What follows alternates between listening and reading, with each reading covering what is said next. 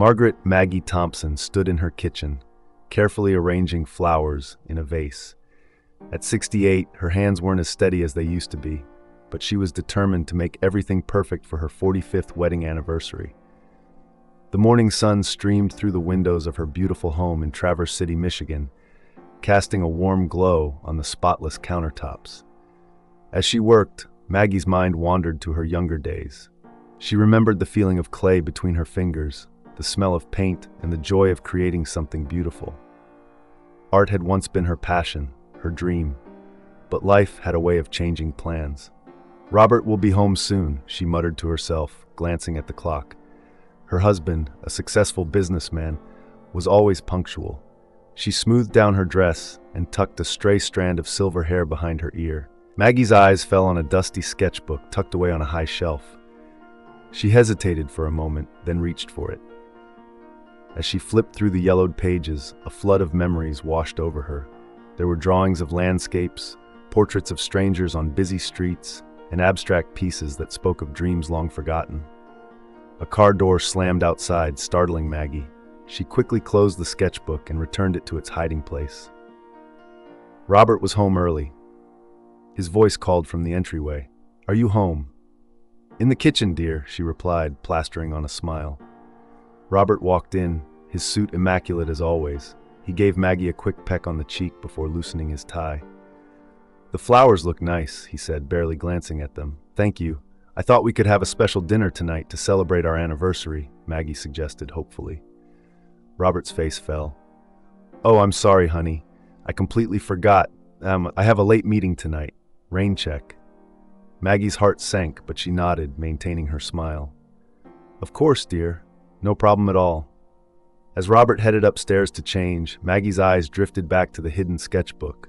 For a moment, she considered taking it out again, maybe even picking up a pencil. But then Robert called down, asking about his blue tie, and the moment passed. Later that evening, as Maggie sat alone at the dinner table she had so carefully prepared, she couldn't shake the feeling that something was missing in her life.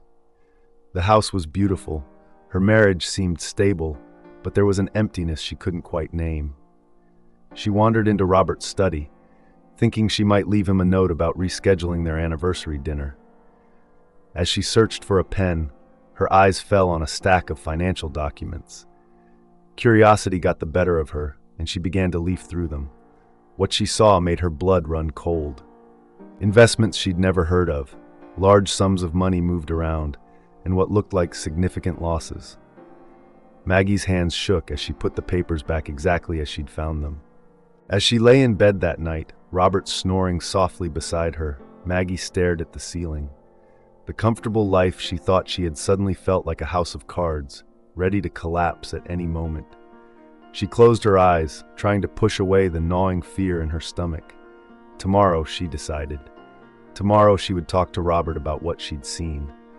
Tomorrow she would ask about taking an art class, about rediscovering that part of herself she'd set aside for so long. Tomorrow, things would change. Little did Maggie know just how true that would be, or how her entire world was about to be turned upside down. Maggie woke up early the next morning, determined to talk to Robert. She made his favorite breakfast, hoping it would soften the blow of the conversation they needed to have. As she heard him coming down the stairs, she took a deep breath to steady her nerves. "Robert, we need to talk," Maggie said as he entered the kitchen. He looked up from his phone, frowning. "Can it wait? I'm running late for a meeting." "No, it can't," Maggie insisted. "I saw the financial documents in your office. What's going on with our money, Robert?" Robert's face hardened. He set down his coffee cup with a loud clank. "You had no right to go through my papers, Maggie. I'm your wife. Don't I have a right to know if we're in financial trouble?" Robert's laugh was cold. "We're not in trouble, Maggie. I've just been making some investments. Nothing for you to worry about." "But the losses—" I said, "Don't worry about it," Robert snapped. He stood up, grabbing his briefcase. "I need to go. We'll talk about this later." But they didn't talk about it later. Days passed, and Robert avoided the subject, staying late at work and barely speaking to Maggie when he was home. The tension in the house was palpable. A week after their argument, Maggie was in the kitchen when she heard Robert come home early. She steeled herself, ready to confront him again. But as she walked into the living room, she froze. Robert wasn't alone. A young woman stood next to him, her hand on his arm. She couldn't have been more than 30, with long blonde hair and a slim figure. Maggie's heart sank as she recognized her, Robert's secretary, Jessica. "Maggie," Robert said, his voice strangely calm, "we need to talk." The next hour was a blur. Robert explained in cold, detached terms that he was leaving her for Jessica. He'd been having an affair for months. The investments weren't investments at all. He'd been funneling money to set up a new life with his mistress. "But our anniversary, 45 years, Maggie stuttered, her world crumbling around her. "I'm sorry, Maggie," Robert said, not sounding sorry at all. "But I'm not happy. I haven't been for a long time. Jessica makes me feel young again." Maggie's shock turned to anger. "And what about me? What am I supposed to do?" Robert shrugged. "You'll get the house and the divorce. You'll be fine." But she wouldn't be fine. Over the next few days, as Robert moved out and reality set in, Maggie learned the full extent of their financial situation. Robert had gambled away most of their savings on risky investments. The house was mortgaged to the hilt. There were credit card debts she'd known nothing about. Maggie sat at the kitchen table, surrounded by bills and bank statements, her head in her hands. How had she not seen this coming? How had she been so blind? She thought about calling her children, Emily and Michael, but pride stopped her. They had their own lives, their own problems. She couldn't burden them with this. As the weeks passed, Maggie tried to find a job, but everywhere she went, she was met with polite rejections. "We're looking for someone with more recent experience," they would say, "or perhaps something less demanding would suit you better." The final blow came when the bank foreclosed on the house. Maggie stood on the sidewalk, a single suitcase at her feet, watching as strangers carried out the furniture she'd so carefully chosen over the years. With nowhere else to go and her pride in tatters, Maggie boarded a bus to Detroit. She had a vague idea of finding a women's shelter, of somehow starting over. But as she stepped off the bus into the busy city streets, the enormity of her situation hit her. She was 68 years old, alone, with no home, no job, and no idea what to do next. As night fell and the streets grew cold, Maggie Thompson, once a respected member of her community, found herself huddled in a doorway, wondering how her life had come to this. The call to adventure had come, but it wasn't an adventure Maggie had ever wanted or imagined. It was a fight for survival, a journey into a world she never thought she'd have to face, and it was only the beginning. Maggie woke up stiff and cold, her back aching from sleeping on the hard ground. For a moment, she was disoriented, expecting to see her bedroom. Then reality crashed down on her. This wasn't a bad dream. This was her life now. She stood up slowly, wincing at the pain in her joints. People walked by, averting their eyes. Maggie felt shame wash over her. She'd never imagined she'd be in this position, never thought she'd be one of those people others pretended not to see. Determined to change her situation, Maggie set out to find a job. She walked into every store and restaurant she passed, asking if they were hiring. Each time she was met with the same pitying looks and gentle rejections. "I'm sorry, we're not hiring right now," one young manager said, not meeting her eyes. "Maybe try the senior center," another suggested kindly. "They might have some volunteer opportunities." By midday, Maggie was exhausted and hungry. She found herself outside a small cafe, the smell of food making her stomach growl. She hesitated, then pushed open the door. Maybe they'd let her work for a meal. The cafe owner, a woman about Maggie's age, listened to her story with sympathy. "I'm sorry, honey," she said. "I wish I could help, but business is slow. I can barely pay my current staff." Maggie nodded, fighting back tears. As she turned to leave, the owner pressed a sandwich into her hands. "Take care of yourself," she said softly. Sitting on a park bench, eating her sandwich, Maggie thought about her old friends back in Traverse City. Surely one of them would help her. She found a public phone and, swallowing her pride, started making calls. "Maggie? Oh, it's good to hear from you," said her old bridge partner, sounding uncomfortable. "Your situation sounds awful, but you understand, with the scandal and all, it's just not a good time for us to get involved." One by one, her friends made excuses. They were too busy, they were traveling, they had their own problems. Maggie's heart sank with each call. These were people she'd known for decades, people she'd thought would always be there for her. As night fell again, Maggie found herself back on the streets, no better off than she'd been that morning. She wandered, lost and alone, until she found herself in front of a homeless shelter. For a long moment, she stood there, staring at the sign. Going in felt like admitting defeat, like accepting that this was her life now. But she was tired, so tired, and the night was getting cold. Inside, the shelter was crowded and noisy. Maggie clutched her suitcase, feeling out of place and overwhelmed. A kind-faced volunteer showed her to a cot, handing her a thin blanket and a small toiletry kit. As she lay down, Maggie could hear the sounds of the city outside, so different from the quiet nights she was used to. She thought about her beautiful home, now lost to her. She thought about Robert and Jessica, probably enjoying a fancy dinner somewhere. She thought about her children, who had no idea their mother was sleeping in a homeless shelter. Tears slid silently down Maggie's face. This couldn't be happening. There had to be a way out, a way back to her old life. Tomorrow, she decided. Tomorrow she'd try harder. She'd find a job, any job.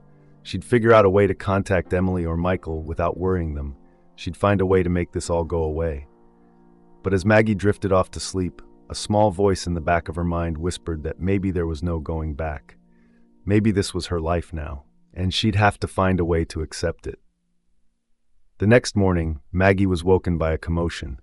The shelter was overcrowded, and some people were being asked to leave to make room for new arrivals. Despite her protests, Maggie found herself back on the street, her suitcase in hand.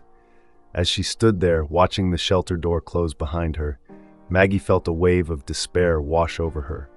She was right back where she started, with nowhere to go and no one to turn to.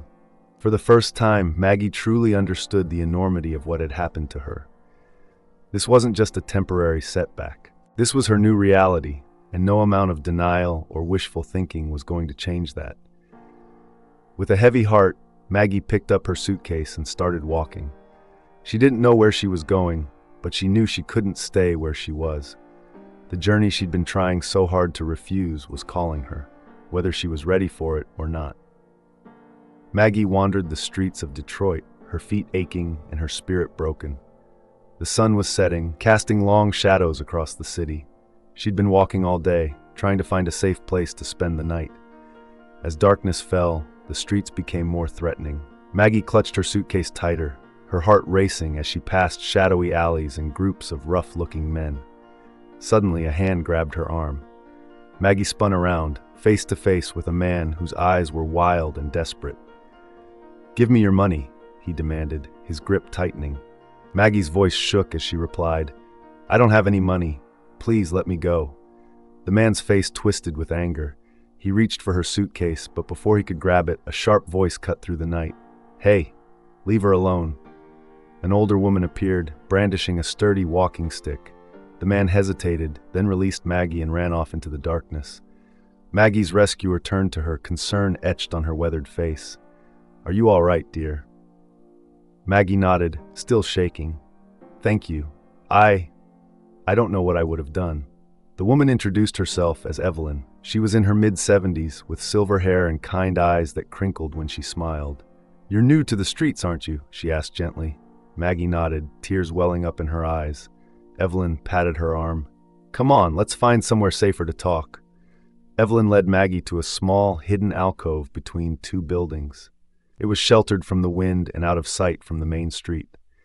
Evelyn produced a tattered blanket from her bag, spreading it on the ground for them to sit on. As they settled in, Evelyn shared some bread and cheese with Maggie. "It's not much," she said, "but it's better than nothing." Over their meager meal, Maggie found herself pouring out her story to this kind stranger. Evelyn listened without judgment, nodding in understanding. When Maggie finished, Evelyn sighed.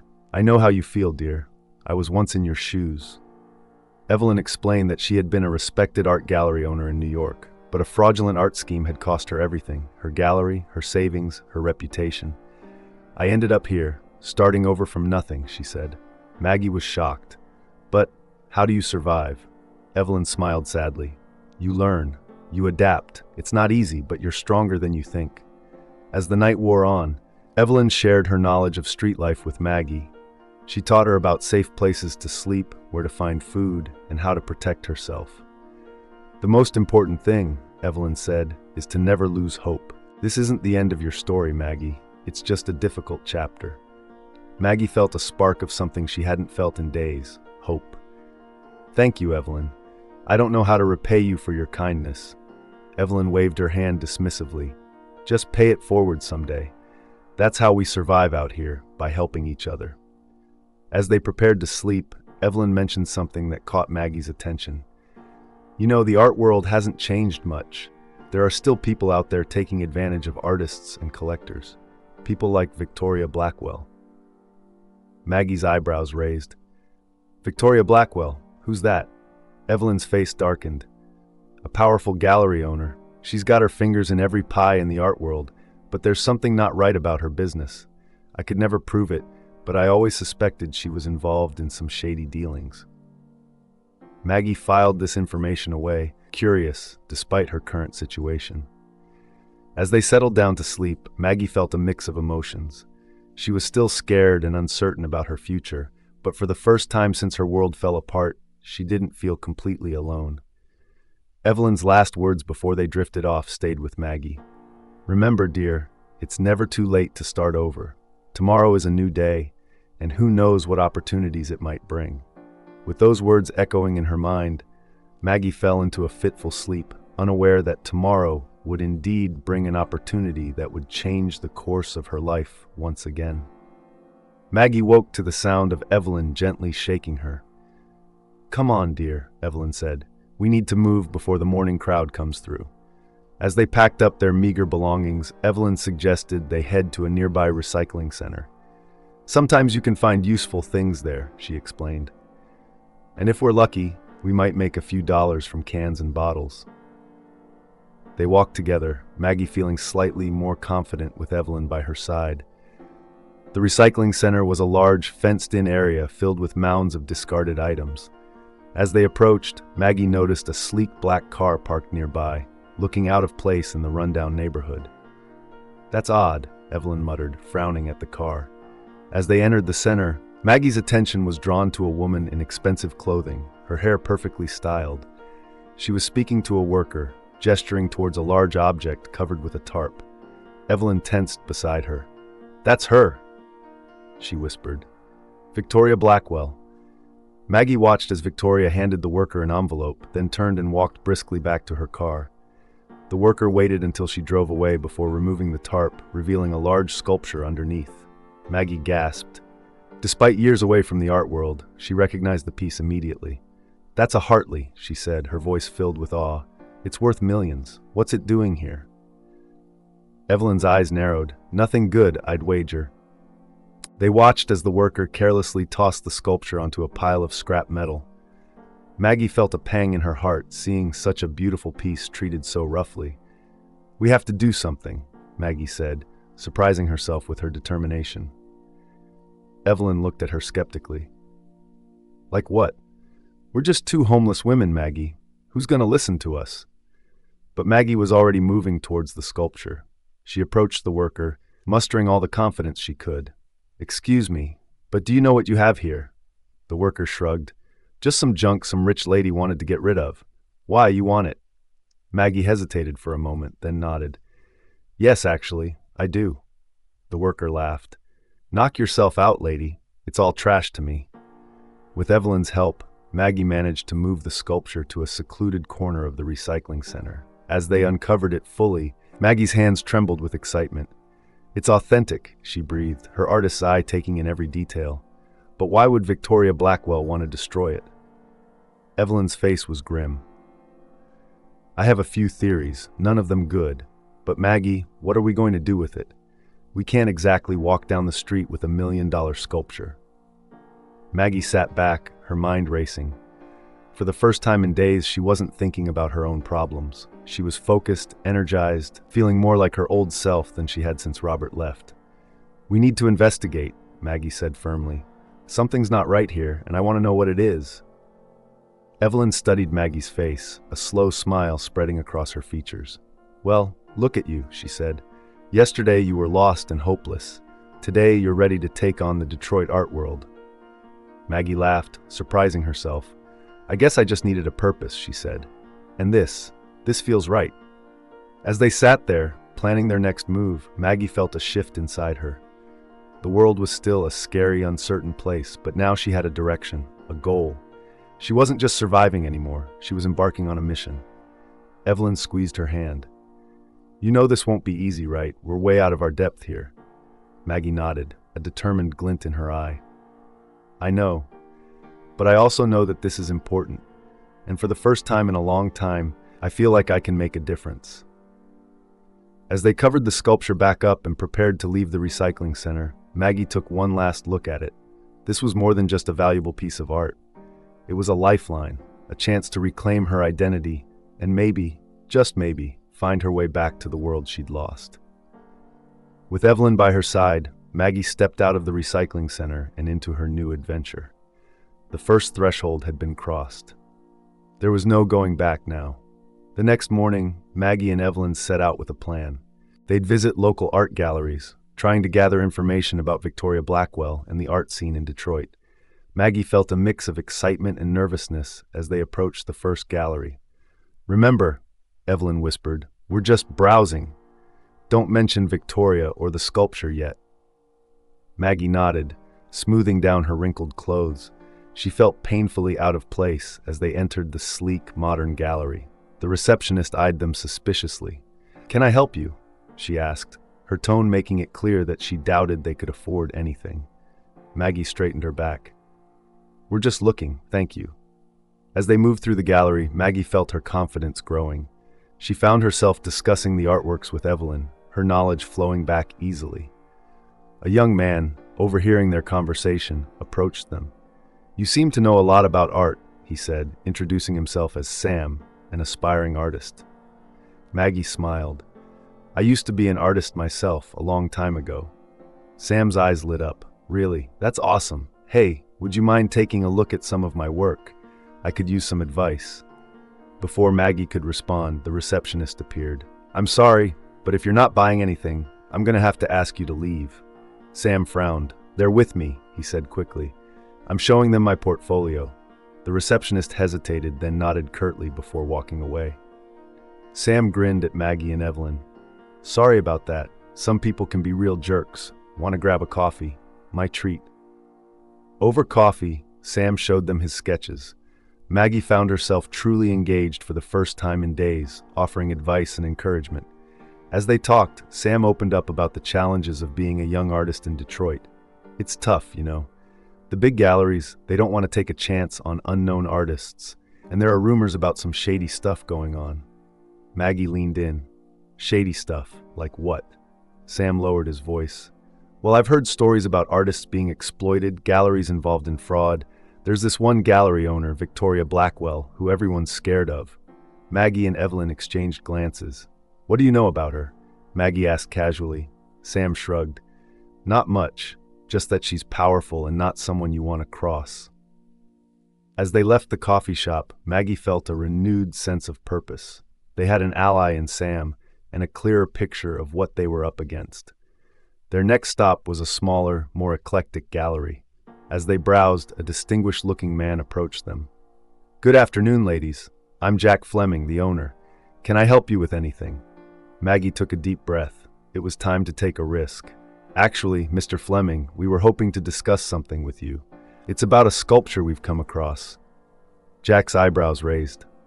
"Oh, and what kind of sculpture would that be?" "A Hartley," Maggie said, watching Jack's reaction carefully.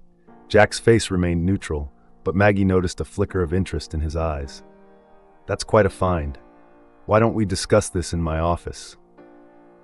As they followed Jack, Evelyn squeezed Maggie's hand in warning.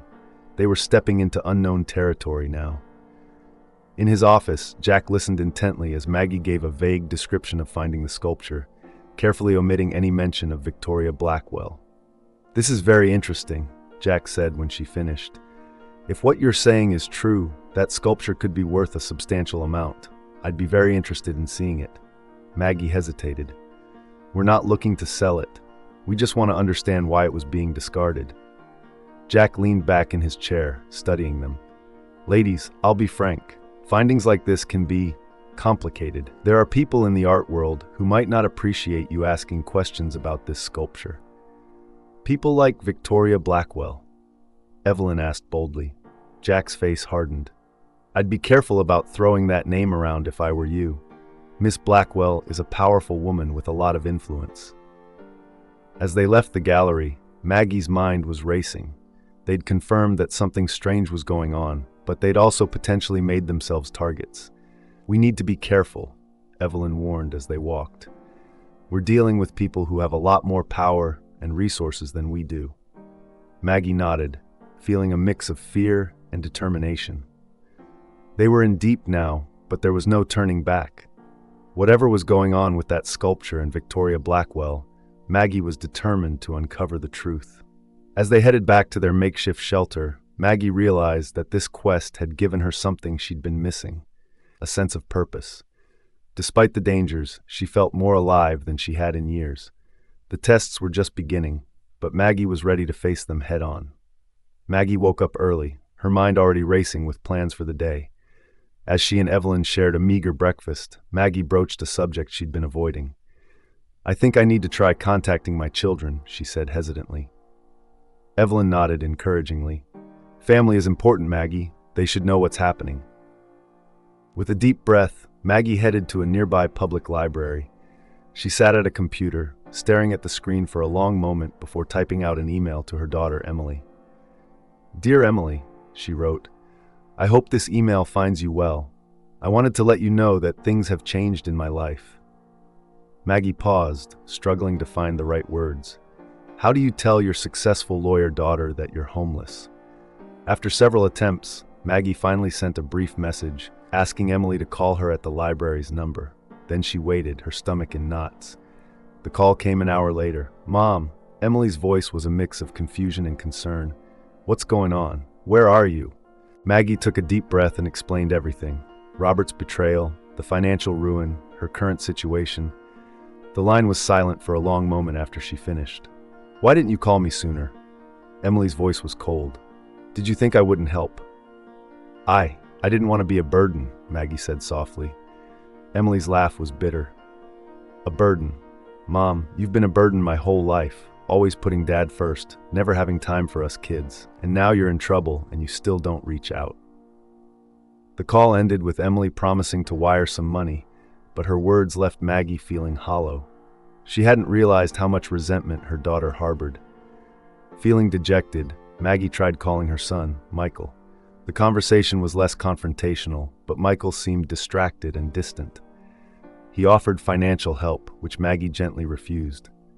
I appreciate it, Michael, but I need to figure this out on my own, she said. As she left the library, Maggie felt a mix of emotions. She was grateful for her children's offers of help, but saddened by the distance between them. It was clear that mending these relationships would take more than a phone call. Returning to the recycling center, Maggie found Evelyn talking with Sam. The young artist's face lit up when he saw her. Maggie, I've been thinking about what you said about my work. I was wondering if you'd look at some new sketches I've done. For the next hour, Maggie lost herself in Sam's art, offering advice and encouragement. As they talked, she felt a familiar itch in her fingers, the urge to create. Sam, she said suddenly, do you have any spare art supplies? Paper, pencils, anything? Sam grinned and pulled a sketchbook and some pencils from his bag. Always. Here, they're yours. Maggie's hands trembled slightly as she took the sketchbook. It had been so long since she'd drawn anything. Hesitantly, she began to sketch, starting with the shapes and shadows around her. As she drew, Maggie felt a sense of peace wash over her. The world faded away, and for a moment she wasn't a homeless woman in her 60s. She was just an artist, creating. Evelyn watched with a smile. You've still got it, Maggie, she said softly. As the day wore on, Maggie continued to sketch. She drew the people she saw, the buildings around her, even attempting a rendering of the Hartley sculpture from memory. Sam looked over her shoulder, impressed. Maggie, these are really good. You should think about selling some of these. Maggie laughed, but the idea took root in her mind. Could she actually make money from her art? That night, as they settled into their makeshift shelter, Maggie showed Evelyn her sketches. What do you think? Could I really sell these? Evelyn studied the drawings thoughtfully. You know, there's a small market on Saturdays where local artists sell their work. We could give it a try. Maggie nodded, feeling a spark of hope.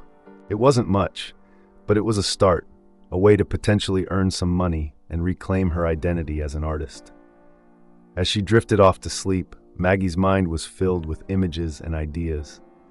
For the first time in a long time, she felt excited about the future. She had reconnected with her children, even if those connections were strained. She had rediscovered her passion for art, and tomorrow she would take the first step towards becoming an artist again. The journey ahead was still uncertain and filled with challenges, but Maggie felt stronger now. She had allies in Evelyn and Sam, and she had her art. Whatever tests lay ahead, she would face them with a paintbrush in hand and determination in her heart. Saturday morning arrived with a mix of excitement and nervousness for Maggie. She and Evelyn made their way to the local artist market, Maggie clutching her portfolio of sketches. They found a small spot and laid out Maggie's work. At first, people walked by without a second glance. Maggie's heart sank, but Evelyn squeezed her hand encouragingly. As the morning wore on, a few people stopped to look. One woman praised Maggie's use of light and shadow. A young couple bought a sketch of the Detroit skyline. By lunchtime, Maggie had sold 3 pieces. "You did it, Maggie," Evelyn beamed. "You're a selling artist now." The afternoon brought more success, including an encounter that would change everything. A well-dressed woman stopped at their booth, studying Maggie's work intently. "These are remarkable," she said. "Such raw talent. Are you represented by a gallery?" Maggie shook her head. "No, I'm just starting out again." The woman introduced herself as Lisa, owner of a small gallery. "I'd love to display some of your work. Here's my card. Come by the gallery next week." Maggie could hardly believe it. As Lisa walked away, she turned to Evelyn, her eyes shining. "Did that really just happen?" Evelyn laughed. "It did. You're on your way, Maggie." The next week was a whirlwind. Maggie met with Lisa, who agreed to display several of her pieces. She spent her days sketching, her nights dreaming of shapes and colors. Then came the opening night of the exhibition. Maggie stood nervously in the gallery, wearing a dress borrowed from Lisa. People moved around her, admiring her work. "Quite impressive," a smooth voice said behind her. Maggie turned to see a striking woman in her 50s, exuding confidence and power. "Thank you," Maggie replied. "Victoria Blackwell," the woman introduced herself, extending a manicured hand. "I own Blackwell Gallery." Maggie's heart raced. This was the woman from the recycling center, the one Evelyn had warned her about. She shook Victoria's hand, trying to keep her face neutral. "Your work shows promise," Victoria continued, "but you need the right representation to truly succeed. I'd like to offer you a contract with my gallery." Maggie was stunned. I'm flattered, but I've just started with Lisa." Victoria waved her hand dismissively. "Lisa's gallery is charming, but limited. I can make you a star, Maggie. Think about it." As Victoria walked away, Maggie felt a mix of excitement and unease. The offer was tempting, but something felt off. Later that night, as Maggie and Evelyn celebrated the successful opening, Maggie shared Victoria's offer. Evelyn's face grew serious. "Maggie, be careful. Remember the sculpture. Victoria's involved in something shady. This could be a trap." Maggie nodded, her excitement fading. "You're right, but maybe this is our chance to find out what she's up to." The next day, Maggie met with Victoria at her opulent gallery. Victoria laid out an impressive offer, a generous advance, prime exhibition space, connections to top collectors. "There's just one small thing," Victoria said smoothly. "I have some special clients. They sometimes need artworks of a particular nature. You'd need to be discreet and follow instructions precisely. Can you do that?" Maggie's suspicions flared. This sounded like the art fraud Evelyn had mentioned. She took a deep breath, making a split-second decision. "Of course," she said, forcing a smile. "I'm very good at following instructions." Victoria's smile was predatory. "Excellent. Welcome to Blackwell Gallery, Maggie." As Maggie left the gallery, her mind was racing. She had just allied herself with the enemy, stepped into the lion's den. But now she had a chance to uncover whatever Victoria was up to. She found Evelyn waiting anxiously. "Well?" Evelyn asked. Maggie took a deep breath. "I'm in. Victoria offered me a contract, and I accepted.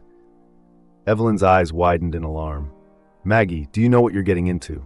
Maggie nodded grimly. I think I do, and I think this might be our only chance to expose whatever Victoria's doing. As they walked back to their shelter, Maggie felt a mix of fear and determination. She was playing a dangerous game now, one that could cost her everything she'd rebuilt. But she also felt a thrill of purpose. For the first time in years, she was taking a stand, fighting for something bigger than herself. We'll need help, Evelyn said softly. We can't do this alone. Maggie nodded, thinking of Sam, of her children. You're right, it's time to build our team. As night fell over Detroit, Maggie looked up at the stars, feeling the weight of her decision. She was no longer just an artist trying to survive. She was now a player in a high-stakes game, one that could change the art world forever. Whatever came next, there was no turning back now. Maggie spent the next few weeks walking a dangerous tightrope. By day, she worked at Victoria's gallery, creating art and learning the ins and outs of the business. By night, she met with Evelyn and Sam, piecing together the puzzle of Victoria's illegal activities. We need concrete evidence, Evelyn reminded them one evening. Suspicions aren't enough. Maggie nodded, feeling the weight of their task. I think I'm getting close. Victoria's been hinting at a big project coming up. Their break came unexpectedly. Maggie was working late at the gallery when Victoria rushed in, clearly agitated. Maggie, I need you to do something for me, Victoria said, her usual composure slipping. There's a painting in the back room. I need you to recreate it exactly by tomorrow night. Maggie's heart raced. This was it, the proof they needed. Of course, she said calmly. May I ask why? Victoria's eyes narrowed. No, you may not. Just do it. After Victoria left, Maggie examined the painting. It was a lesser-known work by a famous artist, likely stolen.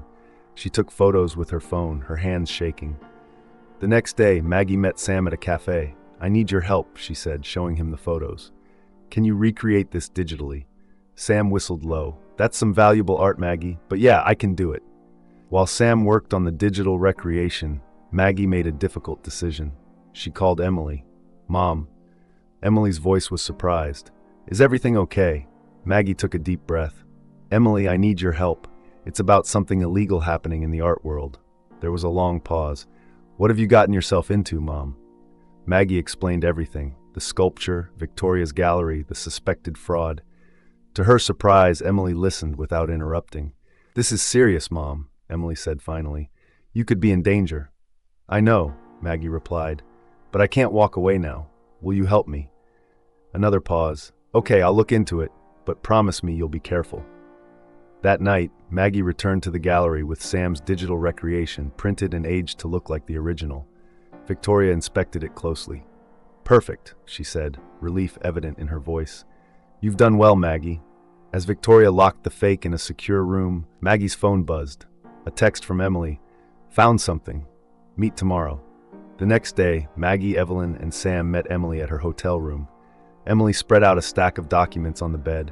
Victoria Blackwell has been involved in art fraud for years, Emily explained. Stolen paintings, forgeries, money laundering, but she's always managed to stay one step ahead of the law. Maggie felt a chill. So what can we do? Emily's face was grim. We need irrefutable proof. And Mom, it's going to be dangerous.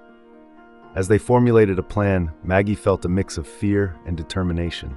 They were approaching the heart of Victoria's operation, the inmost cave where all secrets would be revealed.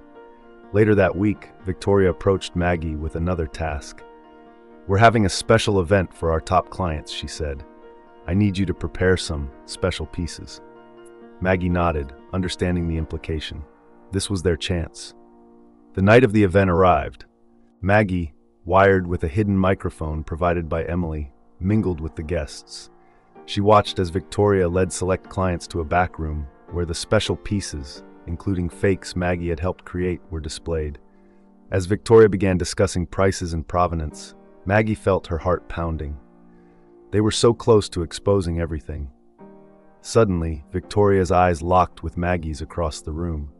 Something in her expression changed, a flicker of suspicion crossing her face. Maggie felt a surge of panic. Had they been discovered? Was their entire plan about to unravel?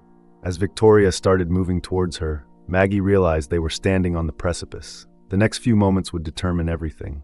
The inmost cave was before them, filled with danger and secrets. There was no turning back now. With a deep breath, Maggie straightened her shoulders and prepared to face whatever came next. The final confrontation was at hand, and everything she had worked for hung in the balance. Victoria's eyes narrowed as she approached Maggie. "Is everything all right? You seem distracted," she said, her voice laced with suspicion. Maggie forced a smile. "Just a bit overwhelmed by the success of the event," she lied smoothly. Before Victoria could respond, a commotion erupted near the entrance. Jack Fleming, the gallery owner they'd met earlier, burst in, his face red with anger. "Blackwell," he shouted, "I know what you're up to. I have proof of your forgeries." The room fell silent. Victoria's composure cracked for a moment before she regained control. "Jack, you're drunk. Security, please remove him." As security guards moved towards Jack, he pulled out a folder. "I have documents, proof of her fraud." In the chaos that followed, Maggie saw her chance. She slipped into the back room where the illegal artworks were stored. With shaking hands, she began photographing everything: the fakes, the documentation, everything that could incriminate Victoria. Suddenly, the door slammed shut behind her. Maggie whirled around to find Victoria standing there, her face a mask of cold fury. "I had such high hopes for you, Maggie," Victoria said softly, "but it seems you've made some very poor choices." Maggie's heart raced. "Victoria, I can explain." "No need," Victoria interrupted. "I know exactly what you've been doing. The question is, what am I going to do with you?" Outside, they could hear the sounds of police sirens approaching. Victoria's eyes darted to the window, then back to Maggie. "Here's what's going to happen," Victoria said, her voice deadly calm. "You're going to tell the police that you're the one behind this operation, that you used my gallery as a front for your own illegal activities." Maggie felt a chill run down her spine. "And why would I do that?" Victoria's smile was cold. "Because if you don't, I'll make sure your children suffer the consequences. I have connections, Maggie. I can ruin their careers, their lives, with a single phone call." For a moment, Maggie felt the weight of despair crushing her. Everything she'd worked for, all the risks she'd taken, was it all for nothing? But then she thought of Evelyn, of Sam, of the strength she'd found within herself these past weeks. She thought of her children and the example she wanted to set for them. "No," Maggie said firmly, "I won't do it." Victoria's face contorted with rage. She lunged forward, grabbing for the phone in Maggie's hand. They struggled, Victoria's nails scratching Maggie's arm as she tried to pry the device away. Suddenly, the door burst open. Emily stood there, flanked by two police officers. "Step away from my mother," Emily said, her voice sharp as steel. Victoria froze, then slowly backed away, her hands raised. As the police read Victoria her rights and led her away, Maggie fell into Emily's arms, tears of relief streaming down her face. "You came," Maggie whispered. Emily hugged her tightly. "Of course I did, Mom. I'm so sorry for everything. I'm proud of you." The next few hours were a blur of police statements and media frenzy. Maggie watched in a daze as Victoria was led away in handcuffs, her empire crumbling around her. Evelyn appeared at Maggie's side, squeezing her hand. "You did it, Maggie. You faced your ordeal and came out stronger." As dawn broke over Detroit, Maggie stood outside the gallery, exhausted but triumphant. She had faced her greatest fear, stood up to a powerful enemy, and emerged victorious. But more than that, she had rediscovered her own strength. She was no longer the abandoned wife, the homeless woman struggling to survive. She was Maggie Thompson, artist and fighter, a woman who had taken on the art world and won. As reporters clamored for her attention and police continued their investigation inside, Maggie took a deep breath. The ordeal was over, but she knew this was just the beginning. She had a new life to build, relationships to mend, and art to create. For the first time in years, Maggie looked to the future not with fear, but with hope and determination. Whatever challenges lay ahead, she knew she had the strength to face them. The days following Victoria's arrest were a whirlwind for Maggie. Reporters clamored for interviews, art critics praised her bravery, and law enforcement officials sought her cooperation in building their case. Through it all, Maggie found herself leaning on her newfound support system, Evelyn, Sam, and to her surprise, her children. One morning, as Maggie sipped coffee in Emily's hotel room, her daughter broached a subject they'd been avoiding. "Mom, I owe you an apology," Emily said, her voice soft. "I've been so angry for so long, I couldn't see how much you were struggling." Maggie reached out, squeezing Emily's hand. "I'm sorry too, sweetheart. I should have been there for you more." As they talked, years of misunderstandings and hurt feelings began to heal. Michael joined them later, and for the first time in years, Maggie felt truly connected to her children. Meanwhile, the art world was abuzz with the scandal. Victoria's arrest had exposed a wide-ranging network of fraud and corruption. As one of the whistleblowers, Maggie found herself in high demand. Lisa, the gallery owner who had first given Maggie a chance, approached her with an exciting offer. "Maggie, I want to host a solo exhibition of your work," Lisa said, her eyes shining. "Your story, your art, people are fascinated. This could be huge." Maggie was overwhelmed. "I don't know what to say, Lisa. Thank you." As Maggie prepared for the exhibition, she poured her experiences into her art. She created pieces that spoke of homelessness, of betrayal, of resilience and hope. Each brushstroke felt like a step on her journey, each completed work a testament to her survival. The night of the exhibition arrived. The gallery was packed, filled with art lovers, media, and even some of Detroit's elite. Maggie, dressed in a simple but elegant dress, a gift from Emily, felt a mix of nervousness and excitement. As she moved through the crowd, Maggie was struck by how different this felt from her first exhibition at Victoria's gallery. Then, she had been playing a role, pretending to be someone she wasn't. Now she stood proudly as herself, her true self, revealed through her art. Critics praised her work, calling it raw, powerful, and a triumphant debut. Collectors vied for her pieces, with several works selling for impressive sums, but the real reward came in quieter moments. It was in Evelyn's proud smile and Sam's enthusiastic support, in the way Emily and Michael stood by her side, beaming with pride. As the night wore on, Maggie found a quiet corner to catch her breath. She was joined by a familiar face, Jack Fleming, the gallery owner who had helped expose Victoria. "You've done something remarkable, Maggie," Jack said. "You've not only created beautiful art, but you've helped clean up our industry. That's no small feat." Maggie smiled, feeling a warmth in her chest. "Thank you, Jack, but I couldn't have done it alone." As the exhibition came to a close, Maggie was approached by a representative from a major New York gallery. They offered her a chance to showcase her work in the city, an opportunity that once would have seemed impossible. For a moment, Maggie was tempted. New York had always been the dream, hadn't it? But as she looked around at the people who had supported her, at the city that had both broken and remade her, she knew her path lay elsewhere. "Thank you," she said to the representative, "but my home is here in Detroit. This is where I want to make my art, where I want to make a difference." Later that night, as Maggie walked back to the small apartment she now shared with Evelyn, she reflected on her journey. From a comfortable suburban life to homelessness, from despair to triumph, it had been a long and difficult road. But now, with her art receiving recognition, her family reunited, and a sense of purpose driving her forward, Maggie knew she was on the right path. The reward wasn't just the success or the money, it was the sense of self she had reclaimed, the strength she had discovered within herself. As she climbed the stairs to her apartment, Maggie paused, looking out over the Detroit skyline. She had faced her ordeal and emerged victorious.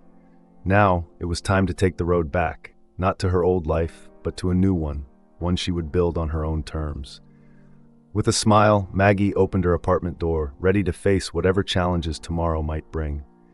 The journey wasn't over. In many ways, it was just beginning. But now, she was ready for it.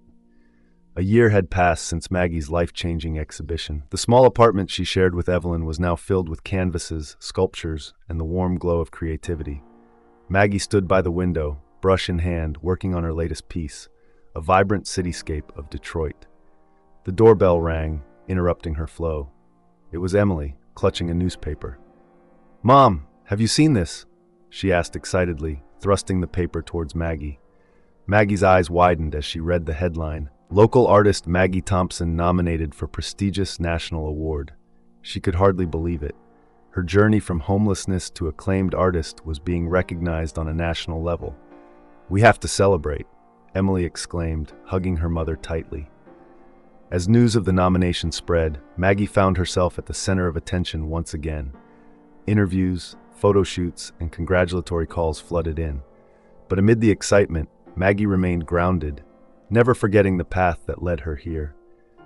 One afternoon, as Maggie was preparing for an important interview, she received an unexpected visitor. Robert, her ex-husband, stood awkwardly at her door. "Maggie," he said, his voice tinged with regret, "I've been following your success. I was wondering if we could talk." For a moment, Maggie was transported back to her old life, the comfortable house, the role of the supportive wife. But as she looked at Robert, she realized those feelings were gone. She had outgrown that life. "I'm sorry, Robert," she said firmly, "but I'm not interested in revisiting the past. I wish you well, but my life is here now." As she closed the door, Maggie felt a sense of closure. She had faced her final demon and emerged stronger. The day of the award ceremony arrived. Maggie stood on the stage, looking out at the sea of faces. She saw Emily and Michael in the front row, beaming with pride. Evelyn and Sam were there too, cheering loudly. And scattered throughout the audience were faces she recognized from her time on the streets, people she had met during her darkest days, now here to celebrate her triumph. As Maggie accepted the award, she felt a surge of emotion. "This award," she said into the microphone, her voice strong and clear, "is not just for me. It's for everyone who's ever felt lost, who's ever had to start over. It's for the dreamers and the fighters, the ones who refused to give up." The applause was thunderous, but Maggie wasn't finished. "And so, I'm excited to announce the launch of the New Beginnings Foundation. We'll be providing art supplies, classes, and mentorship to homeless individuals and at-risk youth across Detroit." The audience erupted in cheers. Maggie's eyes met Emily's, who nodded in approval. They had worked together to set up the foundation, healing their relationship in the process. In the days that followed, Maggie threw herself into her new role. She taught art classes at shelters, spoke at schools about resilience and creativity, and continued to create powerful, thought-provoking art. One evening, as Maggie was locking up the community center after a class, she noticed an older woman lingering nearby, clutching a sketch pad. "Can I help you?" Maggie asked gently. The woman looked up, her eyes filled with a mix of hope and fear that Maggie recognized all too well.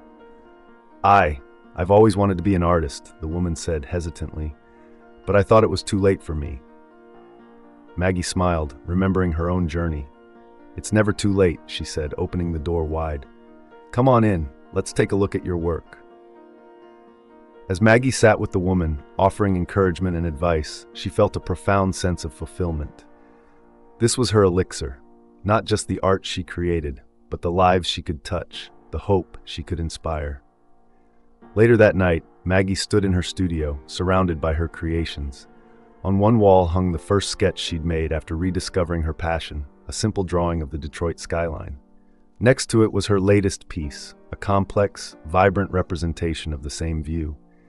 The two images side by side told the story of her journey, from lost and alone to confident and purposeful. Maggie touched the canvas gently, grateful for every step of the path that had led her here.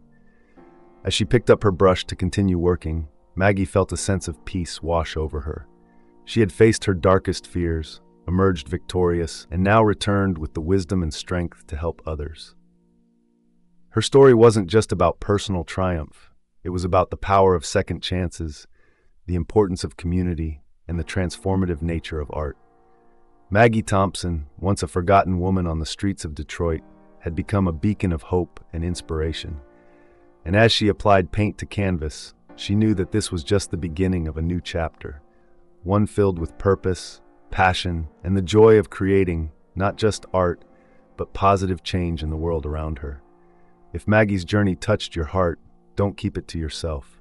Hit that like button and share your thoughts in the comments below. What part of her story resonated with you the most? Or maybe you have an idea for our next inspiring tale. We'd love to hear from you. And if you haven't already, subscribe to our channel for more powerful stories of resilience and triumph. Remember, just like Maggie, it's never too late to pick up your brush and paint a masterpiece with your life.